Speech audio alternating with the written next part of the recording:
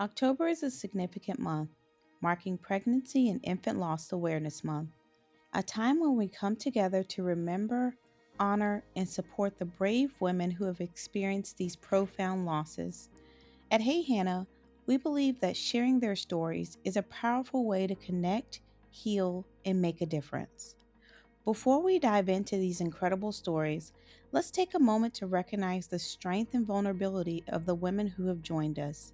We extend our heartfelt gratitude to them for their courage and their willingness to be open and honest about their experiences. But why is it so crucial to bring awareness to pregnancy and infant loss? Well, here's a staggering statistic that might give you a sense of its significance. According to the World Health Organization, approximately 2.6 million babies are stillborn each year, and an estimated 2.8 million newborns pass away within their first month of life. These are not just numbers, they represent the countless lives affected by this heartbreaking reality. Now, let me tell you why Hey Hannah is dedicated to this cause. Hey Hannah is an ongoing platform that's deeply personal to me. It's a place where I remember my own infant loss, my precious Hannah. Through Hey Hannah, we strive to bring awareness, offer support, and create a community where people who are suffering can find comfort, connection, and belonging within Hannah's Hive. Throughout this episode and the others to follow, you will hear remarkable stories from strong, resilient women who found hope and healing through their experiences. These stories will touch your heart, inspire you, and remind you that you're not alone. Together, we can shine a light on a subject that's often kept in the shadows and provide solace to those who need it most. So grab a tissue, get ready for some inspiration, and let's dive into the stories of Pregnancy and Infant Loss Awareness Month right here on Hey Hannah. Stay tuned because you don't want to miss a moment of these incredible narratives. Thank you for joining us today, and remember, together we can make a difference.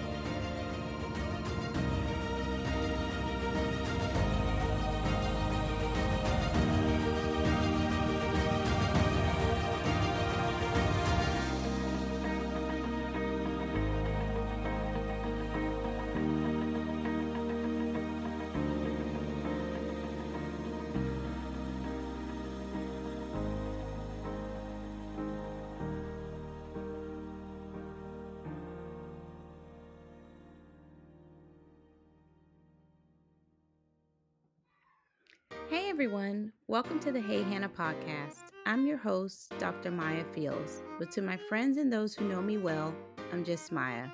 I'm a higher education administrator, a mother, and a wife of 14 amazing years. But above all, I'm a Christ follower. This podcast is a special platform created to honor the memory of my beloved daughter, Hannah. It's here that I have the chance to have the conversations that I never got to have with her, to share the wisdom and love I wish I could have passed on. It's a reminder to cherish the precious moments we're given and a testament to the power of healing, hope, and personal growth. If you're someone who's seeking personal growth, inspiration, and practical advice to build a solid foundation for a successful and fulfilling life, this is a place for you. Join me as we honor Hannah's memory together. Laugh, cry, and learn. Get ready for a podcast that is so much more than you could ever imagine. The Hey Hannah podcast, healing hearts, one conversation at a time.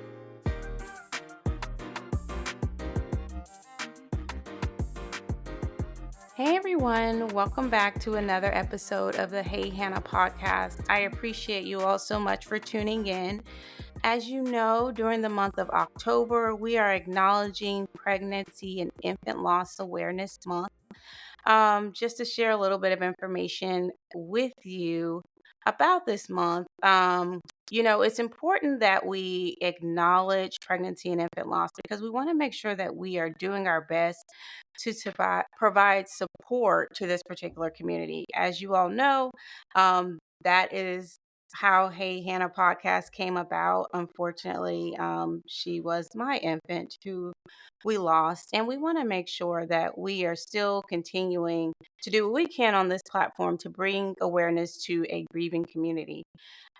So just to give you a few more stats about pregnancy and infant loss, according to the CDC, about 6 infant deaths result from every 1,000 live births, which is 6 too many when you think about little babies. And we first started acknowledging this month in the United States back in the 80s with President Reagan actually bringing about a time that we would acknowledge individuals in this particular community. And I want to read a quote that he said because it's very, very true. He says, "When a child loses a parent, they are called an orphan. When a spouse loses his or her partner, they are called a widow or a widower. When a parent loses their child, there isn't a word to describe them." So if you're not a person who has lost a child, um, if you could just imagine how it is to lose a piece of your heart and there's just no place to describe your situation, and you are looking for support, that is what October is all about. So we have Courtney Kennedy Griffin with us tonight, and we appreciate her openness and transparency and willingness to come and share with us her story. And she's just going to tell us about her experience and whatever it is that she's open to share. Because again, every time we hear another story, it brings more support to the community. It brings more highlight to the issues that are surrounding pregnancy and infant loss. And ideally, we hope that we can not only support other individuals, but bring about necessary change so other parents don't have to end up in this same boat. So, Courtney, thank you so much for joining us. Thank you for having me. Absolutely. So, you feel free to take it away, and can you just please share your story with us? Sure. So, my story starts 16 and a half years ago. Well, not quite 16 and a half, but 16. We'll just go with 16 years ago. April of 2007. I was very young, 19. Um, I was 32 weeks pregnant, 32, 33 weeks. And um, I had just gotten engaged that night to the baby's father. Like literally 2 hours before I started having contractions. And we were out to eat, and I said, "Oh, man, I think I just had a contraction." And they're like, "Oh, it's probably gas." That's what they told me. Like, the people that were with it, probably just gas. We were all so young. We just had Yeah. no clue. Because at that point, you are so young, you think, if I can make it to that first trimester, I don't have to worry about anything. Like, you Yeah. just don't know all the scenarios that could actually happen. And so, I just kind of let it go, and it just kept going, but I kind of ignored it because we were excited. We had just gotten engaged, and I get back to my house and I call a girlfriend of mine who had just had a baby, and I said, "Hey, what do contractions feel like? I think I'm having contractions." She said, "Well, go home, put your feet up, drink some water. If they stop, they're probably Braxton Hicks. And if not, you probably need to go on into the hospital." So I went home and lay down on the couch, and things kind of started getting worse. Got up and went to the restroom, and I thought, I feel like I have pressure, like I need to push. So I come out of the bathroom and I said, "I'm going to the hospital. You can go with me, but I got to go. Something's not right." So we drove over to the hospital, and by the time we lived 2 miles away from the hospital. This Mhm. was not even the hospital that I was supposed to be going to. This was not the hospital that my doctor that I had been seeing the whole time was even practicing at. Yeah. This was a smaller town hospital, and I knew I wanted to deliver in a bigger town. And the whole time I was pregnant, I was saying, I want to do this natural. My mom had 3 children natural. I want no pain medication. I can do this. So we go up to the hospital. And the time we get there, I'm screaming in pain, just screaming. I come into the ER. just screaming. They try to get my blood pressure in triage. I can't sit still, so they can't get a good blood pressure. So they send me on up to L&D. So I go up to L&D, and they hooked me up to monitors and couldn't find a heartbeat. They kept searching around for the heartbeat, and my heart was racing so fast. They kept thinking it's the baby's. So they Yeah. would compare it to my pulse, and it was like, no, that's hers. So they got the ultrasound machine out and started ultrasounding my stomach, and I looked up at the machine and saw, I could tell what was going on. And the doctor came in, and he seen it. They're discussing whatever is going Yeah. on, and I just looked at him and I said, "He's dead." And he said, "Yeah." And he showed me, I'd had a placenta abruption, is what it's called, and that's where your placenta just completely rips off. Most of the time, it happens in a car accident. You fall down a flight of stairs. You're a Yeah. heavy cocaine user. Mine was a freak thing. I had placenta previa before Mhm. that, and that's where the placenta covers the cervix. So I was bleeding out on the inside and had no idea. And I was just constantly bleeding and had no clue because it wasn't coming out. Yeah. So the feeling that I was in so much pain was my stomach is contracting, but I'm Mhm. also bleeding against it. So it's like expanding and trying to contract at the same time. Yeah. So he says, "Well, we have to talk about delivery." And I said, "Well, C-section. How fast can you have them out by C-section?" Now, this is the girl who had said, "I'm doing it natural." Yeah. Like I was going to be that water birth girl, And so he's going, "Well, if we do a C-section, because of what's happened, if we do a C-section, you will likely never be able to have children again vaginally. You will have to have a C-section from this point on." Uh-huh. And I said, "Well, then vaginally, I don't care. Give me something for the pain. I don't care. Yeah. Just give me something for the pain." He said, "Okay." So I signed papers for both vaginal and C-section delivery, and that was the Mhm. last thing I remember. The next thing I remember, I have a girlfriend, the same girlfriend I called that had just had the baby. She's at my feet trying to take my toe ring off with some KY jelly because it had been on for 2 years, and she's trying to get it off. I'm kicking her. They wheel me on back to have the C-section. They did some blood work and realized I was going into DIC. And DIC means disadmitted coagulation. That is where your blood will not clot. You're just going to continue to bleed. And it's life threatening. I've Wow. been in the medical field since I was 18, 19. Mhm. So we also call it death is coming. Because if you don't get it under control, you're going to die. The patient's going to die. So they did my blood work, realized I'm in DIC, send me back to the C-section. I have the C-section, and I wake up in recovery to my mom standing over me going, "Courtney, we got to see him. He's beautiful. They're going to bring him to you." And so all my family had shown up at the hospital, all his family, my friends. We have a ton of people there. They've shown up. They had prepared my family like, there's a chance we may have to do a hysterectomy if we can't get the bleeding under control. Like, she may never have kids. Like, this is really life or death at this point. Yeah. So everybody is there. We have a whole waiting room, people. And they had taken my family back to a room and brought the baby out for them to see while they were cleaning me up. Mhm. And so they brought the baby to me, and his name is Carter. He was 4 pounds even, 18 inches long, strawberry blonde hair. And when they handed him to me, I'm on a morphine drip. I remember looking at him going, this can't be my baby. Where'd this red hair come from? Like, this ain't my baby. And I laid him down on my chest and I went back to sleep because I was just out of it. Yeah. I'm on morphine drip. I'm dying. They're giving me blood, platelets, and I got pneumonia because of the tube going down my throat. So it was just terrible. So the nurses kept saying, "We've got to call the funeral home. We have to call the funeral home. Like right away, right away." Now, this is 16 years ago. Lots have changed since then, but right away, we've got to call the funeral home. And I specifically remember looking at the nurse saying, "Can you just wait until I can remember a little bit of this? Because I would like to be able to remember some of this." Like, I knew then that I was so messed up on the medication they were giving me that I wasn't going to be Yeah. able to remember it. And she said, "Yeah, but we need to call Thrive." And I was like, "Okay." That was a funeral home. We just got to call them. And I'm just like, "Okay, that's fine." So they send me off to ICU. I'm in ICU for 3 days. While I'm in Mhm. ICU, they bring him back in for me to see. And I got to hold him for maybe 30 minutes to an hour. And then we had to call funeral home. Like, that was their biggest goal. We've got to call the funeral home.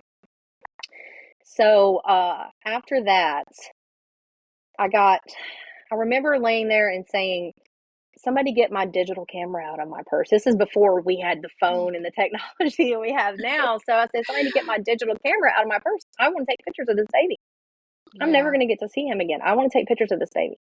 So I have 2 pictures of him where I'm holding him, and that's basically it. I have one other picture that the hospital took, and it is that old school, like probably when you were born, when I was born, they're wrapped up tight in a blanket and Yeah. they're just, all you see is face and they're just laying there. That's the picture I have, where nowadays you see people that have these beautiful moments that have been Yeah. captured by a photographer that's got to come in and get their pictures of their hands and their feet and, just all of that. So,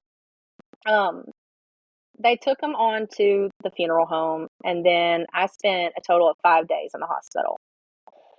And then I got out of the hospital and got home, and then 2 days later we had the funeral. Or Mhm. maybe it was probably 3 days later. Might even been the next day. I don't really remember that whole mess that much.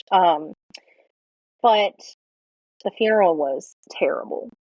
That's when all of the comments started coming. And Yeah. it's the people don't really know what to say to you. Yeah. So they just say whatever comes to their mind. And that's when they look at you and go, well, at least you can have more children. Or, you know, you're still young. You've got time. And you're thinking, it really doesn't matter how old I am. And I wanted this baby. Yeah. Like, I've prepared myself for 8 months. I have baby bedding. I have a crib. Yeah. I have bottles. I have diapers. I've been preparing. I've read what to expect when you're expecting. I've done all of the stuff that I needed to do. And Yeah. you get wheeled out of the hospital. And I remember telling my mom when I was wheeled out of the hospital and we got in her car, that was the worst feeling because I went in with a baby and I came out with nothing. Yeah. And the comments that I got were, well, it's all in God's plan. God has a plan. Everything happens for a reason. Uh, he's in God's hands now. And I'm a firm believer in God.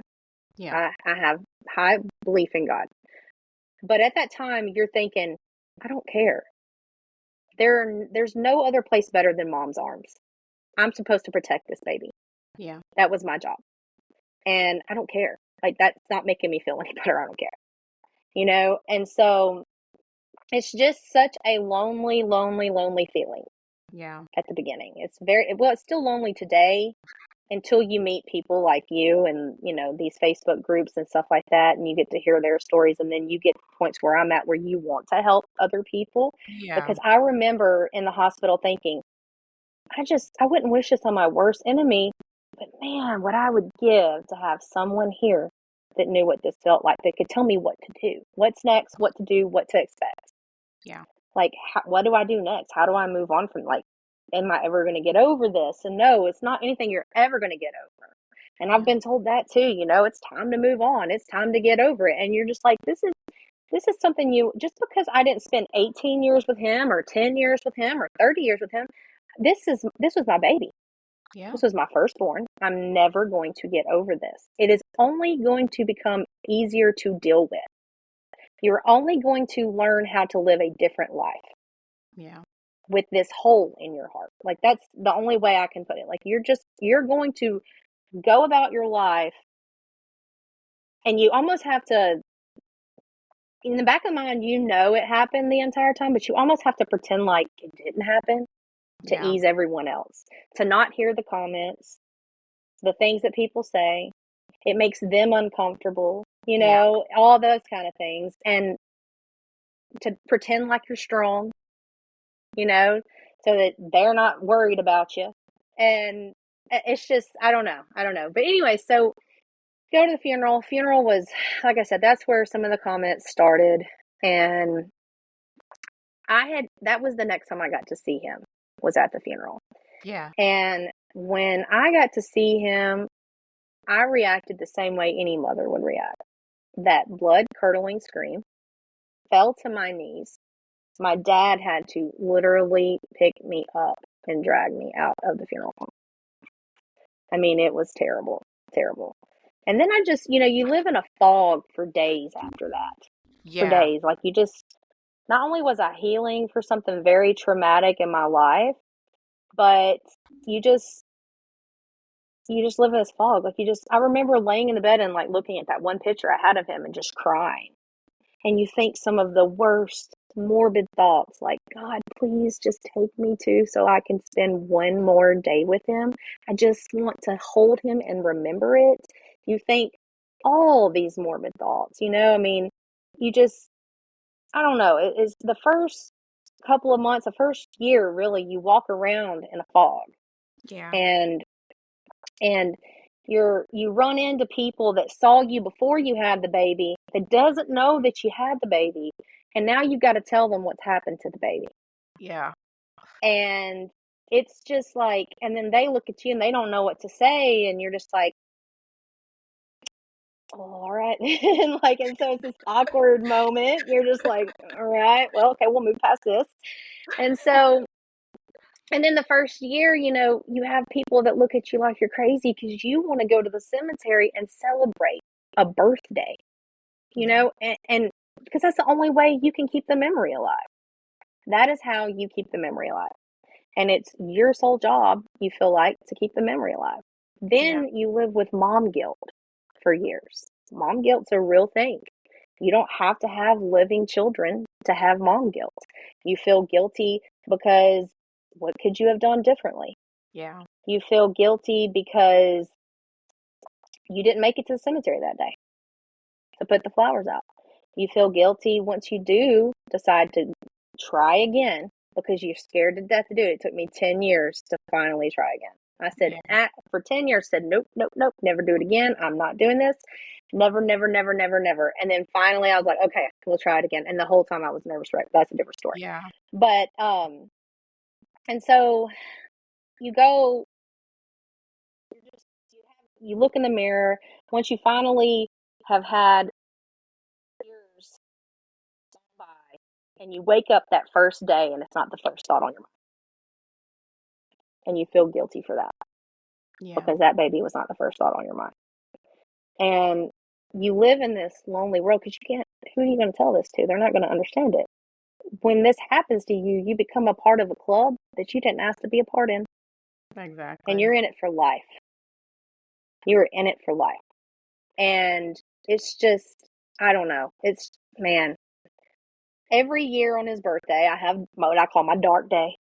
And I want to lay in the bed and cry and just be mopey and wonder what life would be like. And I do know now, back then, that everything happens for a reason that I was told that I didn't want to hear. Yeah. I know now that everything happens for a reason. Yeah. And I know now I wouldn't have the children in the life I have now had I not went through that. I would Yeah. not be able to help women the way I have, reached out to people that I've never even met, that I talk to see if they're okay. I would never have had those moments with people had that not happened to me. Now, do I wish it would happen to me anyways? No. But you have to find, to be able to live your life, you have to find a reason that it happened. And for me, my reason Yeah.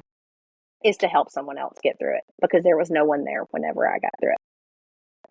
There was no one there that had been through it that I knew personally. And Mm-hmm. now, since it's happened to me, I know a ton of women. I'm Yeah. like, a ton. And I didn't know anyone before that. It's like you just meet them left and right. And then you start realizing, oh, hold up, this happens to a lot of people. Yeah. And you start looking into the statistics and all this stuff. And then you start finding out, like, when I was in the hospital, my mom was sitting in the ICU waiting room and had a People's magazine. And there was a article from the Miss Foundation called Mothers in Sympathy and Support, MISS, Miss Mm-hmm. Foundation. And this woman, her name's Joanne, I think Cacciatore or something like that is her Uh-huh. last name. She was trying to make it to where all states gave a stillbirth certificate because back in 16 years ago, not all states did that. And to this day, only 43 states do it. Still not all 50 states do it. Only 43. So there's still, 7 states out there that Yeah. doesn't even recognize that a child was ever even born. When I had Carter, I went to the hospital and asked for a birth certificate, and they told me he was not born alive, so you don't get one. Funeral home said, no birth certificate, no death certificate. We can't help you. So in the state of Alabama, he never existed. He never existed. Right now, all we can get, I carry around a C-section scar, so he existed to me. I had to pay to have him buried and pay for the headstone, but he never existed. And that's because he did not come out and take one single breath. Had he come out and taken one breath or one heartbeat, it would have been a completely different story. But because he was born still, he never existed in the state of Alabama. And now Alabama is one of the 43 states, but even the stillbirth certificate, it just doesn't give you any information. It's just Courtney had a baby at this day, and it's not like a birth certificate. And even I think, I'm not 100% sure about this, but I'm pretty sure that my living children now, their birth certificate says certificate of birth. Yeah. Not certificate of live birth, not live birth certificate of birth. And when you have a stillborn, or if it doesn't matter how far along, as long as you're past 20 weeks, it's considered a stillborn. So when you have a stillborn, you could be 42 weeks and have a 10-pound baby. Yeah. But when they're born still, you get now a certificate of stillbirth. And it doesn't hurt the state to give that to you. It can benefit them because they can make money off of it. It only helps the people in the state. It only helps the moms, that are just want that piece of paper that says, hey, you did have a baby. Yeah. And your baby did exist. And you're not just losing it with the C-section scar. Carrying around this grief and hole in your heart. You really did have a baby. And here's a piece of paper that acknowledges that. And that's all it takes. And to know that we're in 2023, Joanne has been doing this since 2001, and that there are still 7 states that won't do it. What do they have to lose? Yeah. To help someone out. What do they have to lose? And I think that part drives me the most insane about the whole situation, because when I went and got my driver's license redone, I had to pay an extra $6 to have my boating part put on, where I had taken my boating test. You're telling me that you want $6 extra for that part, but you don't want some money for a birth certificate? That is legit. And here's the thing, if they were doing these birth certificates, we would actually have record of how often this actually happens. Yeah. The stillbirth deaths are not included in mortality and infant mortality rates. Oh, They are not included. They're not included. I didn't know that. And they can approximately say 20,000 to 30,000 babies are born still every year. Yeah. But they do not have an exact number because it's not included. Yeah. And to me, it's a slap in the face. You still went through the birth process. So why can't you get a certificate that says certificate of birth? Yeah. You don't even have to have live or still on it. Or put an option on there. That wouldn't take nothing. Just so that, because I don't know about you, but for me, I literally have a bag of his things that I've kept. My son now wore some of his clothes. I kept some of his clothes and stuff. But I literally have just a bag, like from the funeral home and things like that. And just that piece of paper just would, I know that to some people it sounds crazy, but if you're a bereaved mom, you know how important that piece of paper is. Yeah, absolutely. You just do. And it sucks. And since then, like I said, I've helped several women through it. And then I worked in the OR for a while, and I did several C-sections. Several. That was my favorite. I've always loved babies, so I loved C-sections. And I felt like I had something to kind of offer that wasn't what the next person could offer, because they had never been through Mm-hmm. And I had a case come in one night that was almost identical to mine. I mean, lady was same far along as I was, went into DIC. I mean, just real close to the same thing. And I Yeah. remember immediately jumping into action afterwards. Like I wasn't even working on the L&D floor, but I'm hustling over to the L&D floor to say, hey, make sure you take some pictures for this woman. Yeah. You make sure you take as many pictures as you can. And don't just shoo her away to the med surge floor where you go after you have a hip replacement. It's okay for her to be on the mother baby floor. She probably wants to be. And we ain't got to call the funeral home right then. You can have a couple of days with your baby. They make carts now. And, it's just like all these things that I just like went over there and telling these L&D nurses, they're looking at me like, you know this now. Because this was just a few years ago. So things had Yeah. changed. But it was just things that had happened to me that I wanted to say, hey, please don't do this to someone else. Yeah. Exactly. You know? So I don't know but that's a summary of what I went through. It's man, it's so crazy to think. You mentioned something earlier when you were saying how young you were and you think like, "Oh, I got past that mark. I'm fine." And it's like you don't realize even with my situation with Hannah, I've now realized even more like nothing's guaranteed. And that, Nothing. oh, you got more time. You can have kids whenever. Like when I hear things like that now, I'm kind of like, you don't really know. Like they may not No. have. It just gives you like this kind of reality to it can happen to anybody. It doesn't matter if you're 18, it doesn't matter if you're 45, like And I tell you it something doesn't it's matter. done to me is it's made me a realist because of that. Yes. I am realistic. I'm not I will hope with you and we can fill your glass half full, but honey, I'm going to tell you the realistic parts of it. And it's not pessimistic, it's real. And I get confused a lot of times for being pessimistic, but it's like, it's just, and it hardens you. I don't know Yeah. how it's hardened me a lot. There's a lot of times that I look at people and say, there's nothing you can say to me that's going to hurt my feelings the way it did the day the doctor told me my son was dead. Period. So say what you need to say. And I hate to be that way, but it does. It hardens you. You have to Yeah. learn to live with this hole in your heart that is never going to be filled. You can have 15 more kids, it's not going to be filled. But these people that have never been through it, they're going to look at you and tell you, you can have more. You're still young. It'll be all right. You have more living children at home. It'll be fine. At least you have those at home, and you're just like, no, this one counted just as much as the other ones.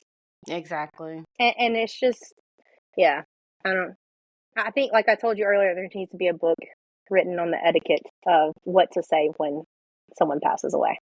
Exactly. Because people do A say the hundred weirdest percent, a thing. 100%. I could, yes, yes, yes. And then, The weirdest after a thing. year or two, you're told, well, just, it's time to get over it. It's time to move on. It's time to get over it.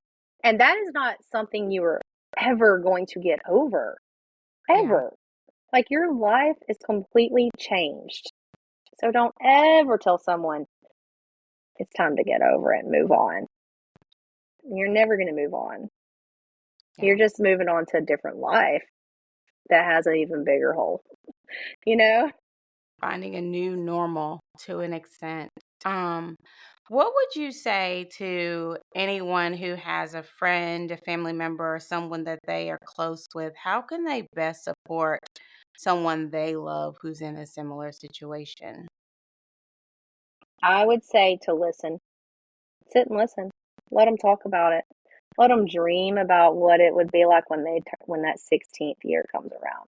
Like, oh, would we have been getting them a car? Would he have had a girlfriend? Or, if they want to go to the cemetery, you go with them. You just support. That's Yeah. all that needs to be done is just support. Listen. Don't talk about Susie down the road who the same thing happened to her. She don't care anything about it. You know, just listen.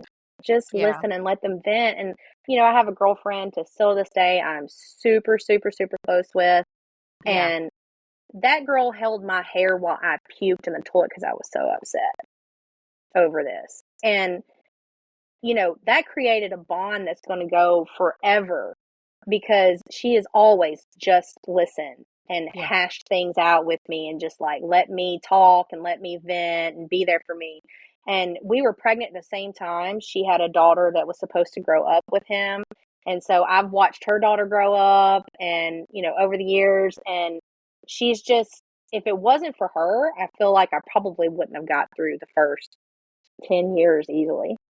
Yeah. She is the person who went to the cemetery with me every single year. Never missed a beat. If I couldn't go by there during the middle of the year, she was going by there.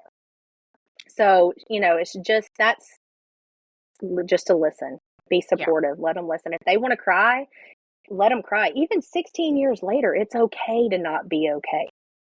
It's okay to cry. It's okay to have a dark day. It's okay to every now and then just want to wallow in it. Yeah. You know, it's okay. Just let them do it because it's the only way they are ever going to figure out a way to navigate their new life. Absolutely. That's definitely good advice. I mean, there's nothing they can do to fix it. And I think a lot of times people are like, oh, I'm scrambling, let me say something. And I heard someone say one time, like, they push you to get through it quicker, or they try to say things because they're uncomfortable and they don't want to be uncomfortable anymore. So they're like, Mm-hmm. let me figure out something I can say. There's nothing you can do to actually fix it. And just being there, I absolutely agree, is so helpful. Just be there and support. Mm-hmm. Um, what would you say was the biggest factor or helpful thing for you to help you move forward in your grief? Like, was it, did you journal? Did you listen to, like, go to support Um, groups or anything like that? I no, I've never done the support groups. I was offered it at the beginning, and I thought I don't even know these people. I'm not going. Like, that was just my thought. I mean, they're great. They're wonderful. If it helps you, go by all means. But I was 19. Maybe if something like that happened to me today, it might be a little different. But Yeah. 19-year-old, you're just like, I ain't going. No, I'm gonna go lay in my bed and cry. Like I don't want to hear about it. And so, and I think, like I said at the beginning, you don't really want to hear about anyone else's story. Like Yeah. you just don't. You just want someone to hear your story. And so Yeah. I didn't want to go sit around in a circle and talk about someone else's story. Like I wanted someone to hear about my son and how he did exist. Yeah. And so, um, I'm sorry, I got off track. What was the question again? Oh, no, I was asking, what was would you say there was one thing that was most helpful for you to move forward in your grief? So, and I realize this. I understand that religion is a touchy subject for some folks, but at the time when I had Carter, I believed in God. I knew, I grew up going to church, but I didn't have a good relationship with God at that Yeah. time. And it was probably 2.5, 3 years. I started going to church with my grandmother, and I got baptized. And I realized then everything really does happen for a reason. I need to find my purpose. And the Yeah. only way I'm going to get to see him, because I believe he's in heaven. I believe he's in heaven. My grandmother has since passed away, and I believe she's up there rocking him, waiting for me to come. Like and I have to tell myself that to get through Yeah. it. And that's just what you have to do. You have to tell yourself, I love babies and I've got a permanent baby. And I'm going to get there. And now don't get me wrong. There are days that I'm like, I can't wait to get there. I cannot Yeah. wait because not only am I going to meet Jesus, I'm going to get to hold my baby. And Yeah. that's what I tell myself to get through it. That is what I've told myself to get through it all these years. Is that I'm going to get to see him again, and then my thoughts go like, well, will he be 4? Will he look like he's 4, or will he still be a baby? Like how's God Yeah. going to work this for me? So like that's really where that's how I got through it, and I realized that not everyone has the same belief system as I do. Yeah. Another thing that kind of helped is I got a dog like 2 years out. And when I got this puppy, I put this little outfit on this puppy and I held that puppy and I cried. I bawled and Um, squalled because it was like it filled like this little bit of a hole for me, yeah. and it was like something I could finally take care of because you prepared yourself for so long to take care of a Mhm. baby and you just come out of the hospital, like I said earlier, just like you see people wheeled out in the Yeah. wheelchair and you expect that's the way it's going to be for you. And you're wheeled out like, that was weird. Yeah. What just happened? And it's just another shock to the system. And so when I got that dog, I've never been a dog person, but when I got that dog, I squawked. That dog slept in the bed with me every night, the whole 9 yards. Like, that dog helped heal me some too. It really did. But God and the dog, that's the two I things. love it. God and the dog. God and the dog. Those are the two things that probably helped me the most. Because even if you have that best friend there and a Yeah. huge support system, it is still the loneliest feeling in the world. Because even though, like, you've been through it, I've been through it, we could become best friends, but it's still, I Mhm. don't know your grief. I don't Yeah. know how you feel and how you think about it. And so for me, it's very, very, very lonely because no one else misses Carter the way I do. And so it's extremely, Yeah. extremely lonely. So you get to the point to where you just like I said, a few years go by and you wake up and it's not your first thought anymore. I Mhm. still think about him daily, but it's not the first thing I see when I wake up in the morning. Yeah. And it just becomes easier. And it's like I have another friend that she had an older son that passed away, and I told her, I said, this is never anything that's going to go away. This is just going to, in time, doesn't heal. Yeah. Time just makes it easier to deal with. And for me, and like for her, you have to think, I just need that time to go so I can see him again. Because we believe in God, you just need that time to go so that I can get to see him and hold him.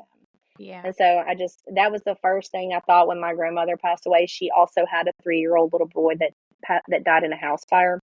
And so I thought, she got to see her son. She is up there with her baby. And that was the first thought that went through my mind. And I was like, she better be holding Carter.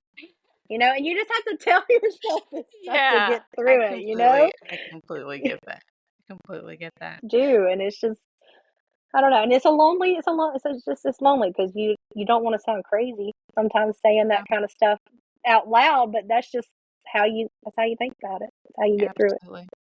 And Absolutely. helping others. You realize you're not the only one. Mhm. So, Absolutely. yeah. I'll ask you this. This is the last question I'll ask you. I feel like your Okay. situation is very unique because you were so young, um, Mhm. at the time of your stillbirth. Do you feel like there are a lot of misconceptions about individuals who are in the stillbirth community that you would like people to understand or you'd like them to know and not necessarily assume anything particular? Mm, some of the things that I've seen people post are, and I don't know if this is really answering that question or not. Um, their family, and especially one girl that I've talked with in Mhm. particular, her family just didn't even know how to handle her and her grief, didn't know how to handle the situation. They want to post about their baby and it just offends people. And you're just like, Yeah. you know, they're moms too, whether their babies are here or not. You never, even if you had a child that died at the age of 30, you're still a mom after that. Yeah. You were a mom for 30 years. It doesn't just go away. Like, when my kids grow up and move out of the house, I'm still going to be a mom. Yeah. It's not going to just go away. And so people should express the same um, feelings and emotions towards these bereaved moms Mhm. the same way they would if their dad died, or if their sibling died, or their mom died, or their grandma. You would feel sorry for them. You would feel bad for them, and you would allow them to make posts on Facebook or whatever social media they're doing, and not shame them for it, Yeah. and not look Absolutely. at them and say some of these things like, it's time to move on, get over it. Oh, don't post. Like, I've seen one girl said, don't post a picture of your baby online. And I'm just like, I wish someone would tell me that. Like, this is all I have. What do you Yeah. want me to do? And it's just, I think that we have to allow them some grace. We have to allow Absolutely. them grace to be a total mess Mhm. for however long they need to be a total mess. We Yeah. have to allow them, the space to grieve the way they need to grieve. And I think that, just like I said earlier, kindness goes a long way. If Yeah. you can just try to put yourself in someone else's shoes for 1 second, you'll realize that their life is not the same as yours, and they don't look at things the same way you do. They are their own person. They have their own personality and their own way of doing things and grieving. And so just allow them some grace and be kind. And Absolutely. that's the only thing I can think of. And, too, another thing I do want to touch on is one thing that a family can remember the most Mhm. is to never forget. It seems like for me, it was like that first month or two, I was getting phone calls from family members. How are you Yeah. doing? We love you, yada, yada, yada. And then it's never mentioned again. Yeah. And it's almost just like the rest of society, like it's taboo to talk about. And it would be no different than if I talked about my grandfather passing away. It's Yeah. no different. And so, why is it so taboo? Like, I can guarantee you, most of the world does not realize this happens to 1 in 4 women. 1 in 4. 1 in 4 women will experience pregnancy or infant loss. That means if you're sitting in a room of 4 people, one of them is experiencing it. And I can tell you, like we talked earlier, once it's happened to you, you start realizing how often it does really happen and how Yeah. many people it really does happen to. Yeah. And the thing that's always gotten me is like breast cancer gets the pink truck and gets, the runs and walks and all that stuff. And like they get the whole month of October, and apparently so does pregnancy and infant awareness or infant loss awareness. Or I always get that so messed up. It's Yeah. pregnancy and infant loss awareness. Yeah. PAIL, PAIL. There we So, go. and there are walks, but they're like hush hush. Like they're not broadcasted the same way. And do you know that only one in 39 women die from breast cancer a year? Not 1 in 4. 1 in 39. And the recognition they get. Yeah. And then this taboo topic of us. Like, why are we taboo? Why are we off limits? This matters too. And Like, it matters a great deal, you know? Like, it's a loss. To me, and I'm not saying breast cancer is bad, not bad at all. I think it is yeah. terrible. But you have a chance, if it's caught, to survive. And a Mhm. lot of women do survive it. But we're talking about death when it comes to pale. Yeah. We're talking about death. We're talking about loss. We're not talking about just getting diagnosed with cancer and having to fight it. And I know that it's a rough fight. I don't want that to be taken wrong. But Absolutely. 1 in 39 and 1 in 4. And look how much breast cancer is talked about. Look how much this is talked about. I Yeah. mean, that to me has always been mind boggling. That, and I made a post on Facebook one time that, said 1 in 4, yada, yada, yada. And I've Yeah. had a miscarriage too. So we've had a miscarriage and a stillborn. Yeah. So I should have 5 kids, and I've got 3. So I made this post. Many women get on there. This has happened to me too. I know what you're talking about. I had a miscarriage. Oh my goodness, this happened to my neighbor Susie. Yada yada yada. And then I Yeah. actually had a man get on there and be like, "Where are you getting this statistic from?" And I'm just like, "Do you see these posts? Do you see these comments? I had like 70 something comments. Every one of these people are saying it's happened to them. Yeah. Some of them it's happened to multiple times. There's your 1 in 4. Like, that's insane to me." And then Absolutely. he wanted to argue it, but it's just not known. There needs to be more education on it. I mean, if I could go back and do it all over again, I would do a lot of things differently, of course. But Yeah. and that's where that mom guilt comes in. You're just like, maybe I should have seen a different doctor. Maybe I should have went to the hospital earlier. Maybe, maybe And they that could have caught it. it'll get you. You go down Oh, all that day road. long. Yeah. All day long. And that's why you tell yourself everything happens for a reason. And I know no one wants to hear that at the beginning, and I would never say that to a newly bereaved mom. Yeah. But a couple years down the road, I'm gonna go, "Hey, girl, you got that reason yet?" And because you do, you have to find everything happens for a reason, and that is Absolutely. the only way I get through my life. I know, like Yeah. everything happens for a reason, and sometimes you don't know that reason. It's not for you to know, Yeah. but you'll figure it out one day. So that's the way I Absolutely. feel about it, anyways. Well, Courtney, I have enjoyed talking to you so Well, much, thank even you. though, it's not the most fun topic to talk about, but you're just so warm and it's very encouraging to still see you being so positive and being able to, smile and just seem like okay. It's Right, encouraging to know like this can happen. You can feel like a right. sense of okayness at Mhm. some point. And you made some very, very great points.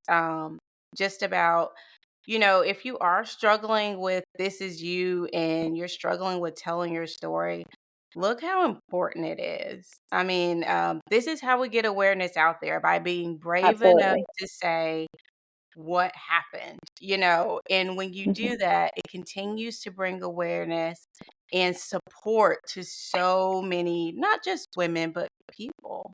Well, I think too at the beginning, like you get all those negative comments, so it makes you to where you don't want to tell anybody because you don't want to Exactly. hear those things. And then you get to the point to where you're like, you know what? I miss my kid and I want the world to know about him. Yeah. And so then, you get on Facebook and you make a post like, I don't care if you don't want to hear about it.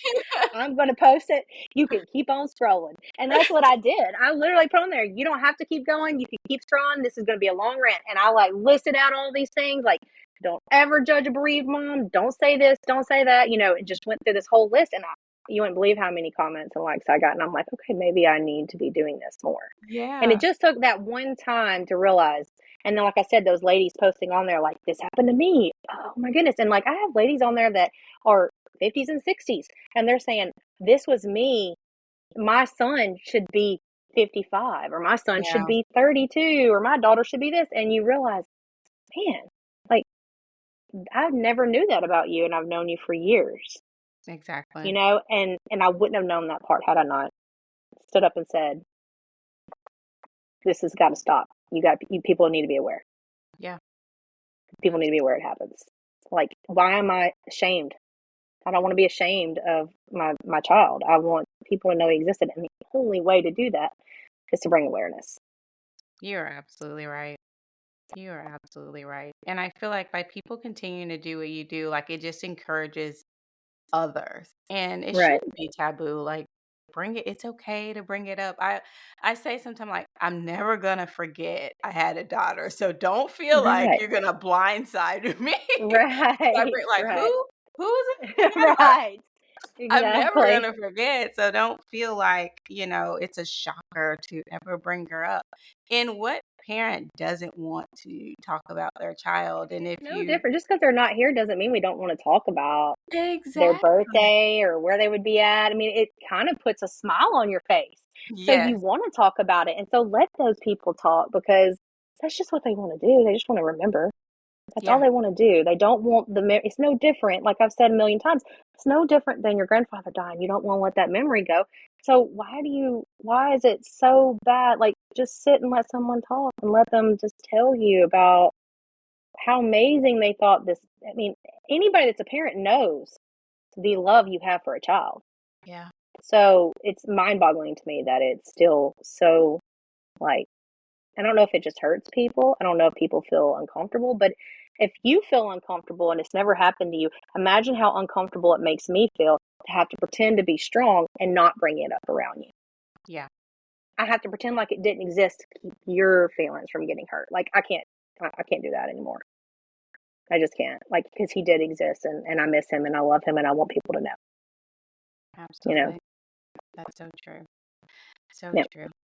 Well, Courtney, you shared some great information with us, and I am so happy that you Thank you. joined us tonight to tell your story and to tell about Sweet Carter. And I just appreciate your openness. I hope everyone who's listening, I hope you learned some new information. And I'll end on this note. Kindness is free, as Courtney told us. It Yeah. doesn't hurt to be kind. Just be kind and hold space for individuals who may just be hurting in a different way than you are. Right. So I hope you learned something. And I hope that you're able to use this information to support someone else. So thank you for listening. And until next time, take care. And that's it. I'm out of here. Thank you so much for joining us on this episode of the Hey Hannah podcast. We hope that you found inspiration, insight, and encouragement in our conversation today.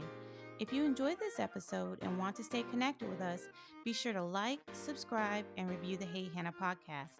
Your feedback helps us reach more people and spread our message of love and wisdom. You can also follow us on social media at Hey Hannah Podcast.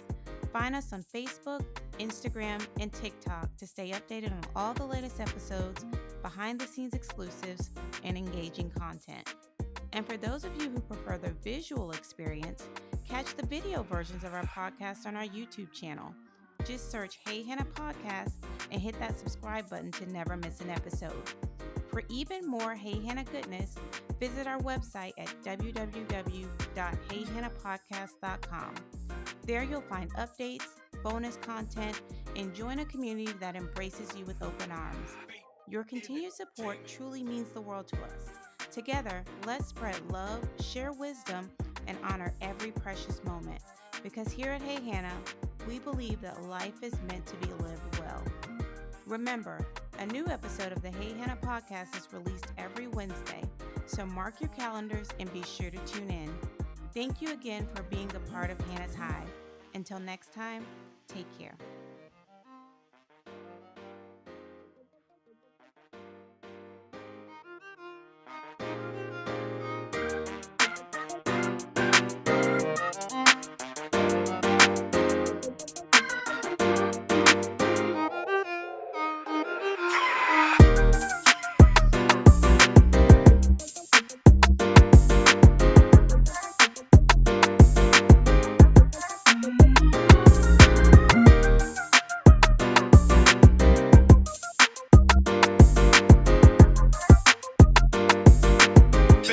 Entertainment.